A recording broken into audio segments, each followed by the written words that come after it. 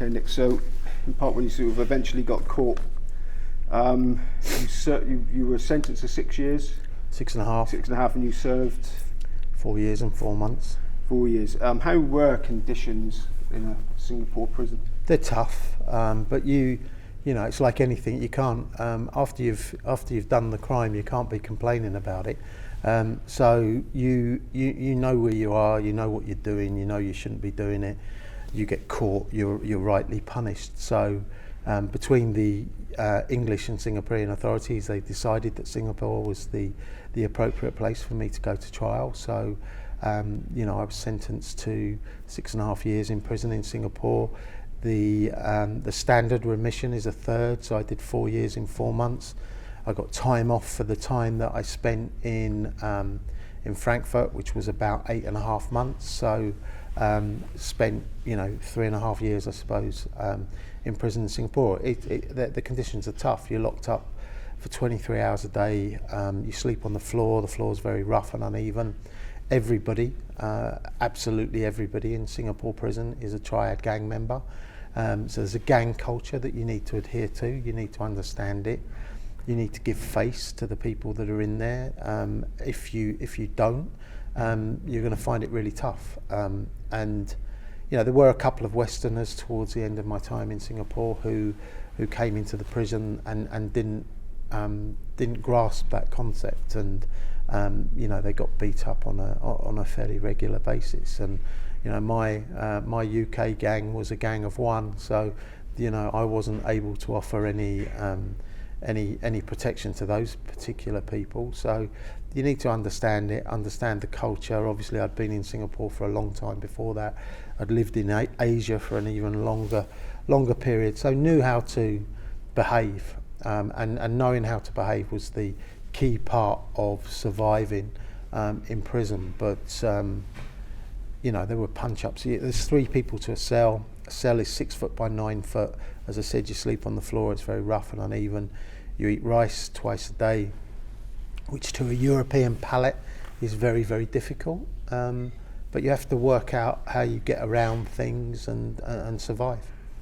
Did you strike up any special friendships that you've kept up since you left? No. I mean, I didn't go to prison to make friends. So you talk to people to get by.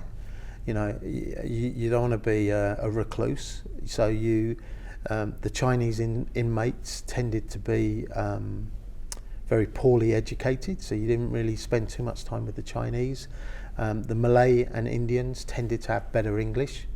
So I used to spend more time with the Malay inmates, so you'd exercise and you'd get by and you'd pad out your time when you did have any free time. But making friends, no, that wasn't not that I intended to go to prison, but that certainly wasn't the intention whilst I was in prison. Okay, now you say you weren't there to make friends, but it would be quite easy to make enemies. Did you ever feel any danger, real serious danger, from the other inmates? Violence in the Singaporean prisons are really strictly controlled. They're very, you know, they're run along army guidelines. As I said, there's lots of gangs, and you know, one gang sits in one area, another gang sits in another area, and you don't transgress those areas. So, and that's part of the behaviour and understanding what goes on. There was violence, and if there is violence, it's very it's brutal. It's very quick, but it's over equally quick as well, because they have commando guards who are on standby. They have big sticks, full riot gear, and so when there is trouble or a disturbance, they put it down equally violently. So I estimated that if you got into a fight, you needed to survive for somewhere between 60 and 90 seconds, at which time the guards would have stopped everything that was going on. You know, there's CCTV camera everywhere, so you can't, you know, it's not going to go undetected. There's nowhere to hide away from the surveillance. I used to kickbox when I worked in London, so I used to kickbox down on Judge Street with a Spanish world champion. So if need be, I can have a row. There was only one occasion where I needed to do that in Singapore. And I suppose this is something you hear about I don't hear about from a lot of people, but you kind of understand it from what goes on a few TV programs and the such like. If you let people take advantage, they would continue to take advantage. So the one occasion that I did have a punch up in Singapore was with one of the biggest Malay. He was the head of the Malay gang. He was also the biggest physically, but he was still a little bit smaller than me. And like I say, you only have to last for 60 seconds, and I'm well able to do that. One thing you were in danger from was cancer.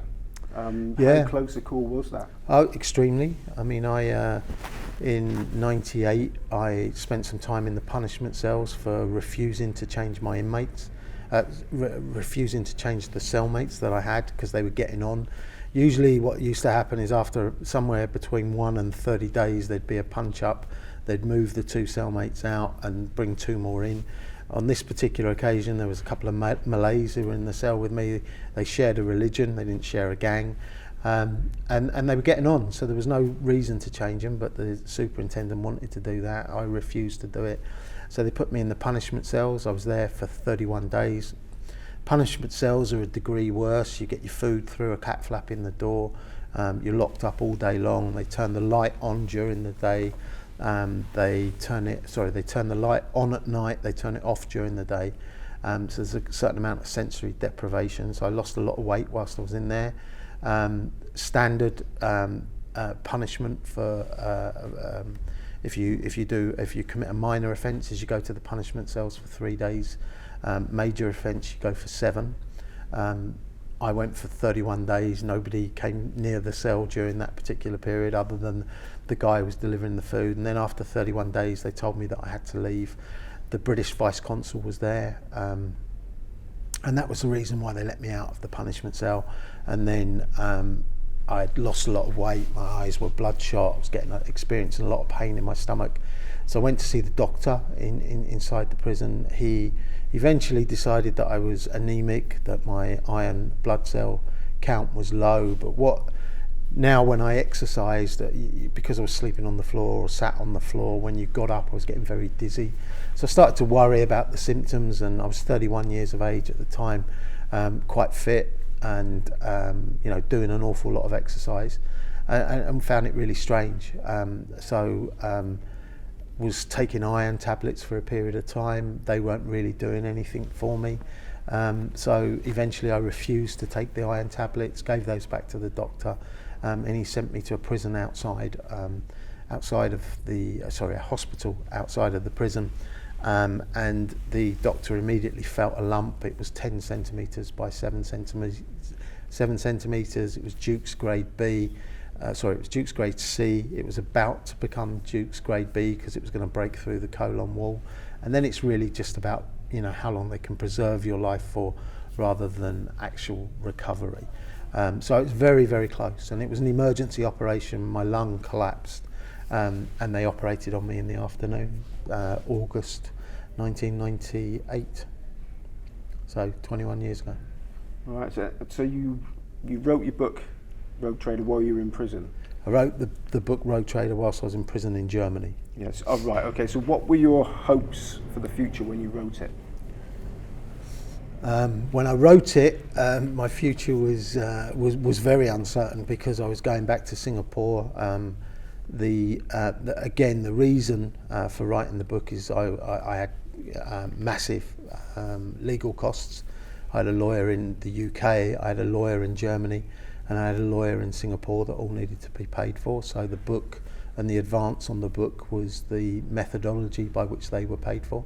I think my legal fees over the year and a half that I was in prison in Germany and the handover to Singapore were in excess of £1.5 million.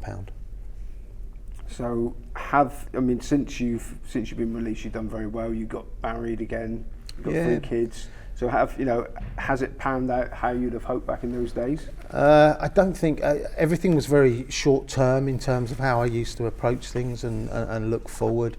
I was coming back to a very uncertain period in the UK, and I had health issues to contend with as well. So it was always only ever a case of looking 3 months into the future. So it's panned out well. I've been really lucky. I don't think everybody is as lucky as me coming back from a prison sentence. You know, that upsets some people. You know, like I live my life fairly simply. Everybody's entitled to their own opinion, as to am I.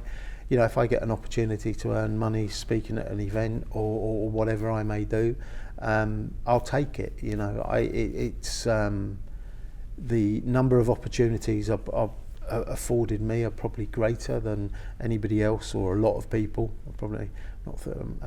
Probably won't include Jeffrey Archer on the list, but you know, I get a lot of opportunity, and I work out which ones are right and which ones are more appropriate. So and then take advantage of those.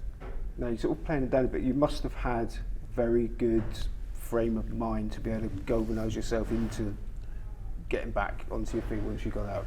It's you kind of when you first release from prison, especially coming back from Singapore, and there's a lot of media interest. You have an initial choice, and that initial choice is you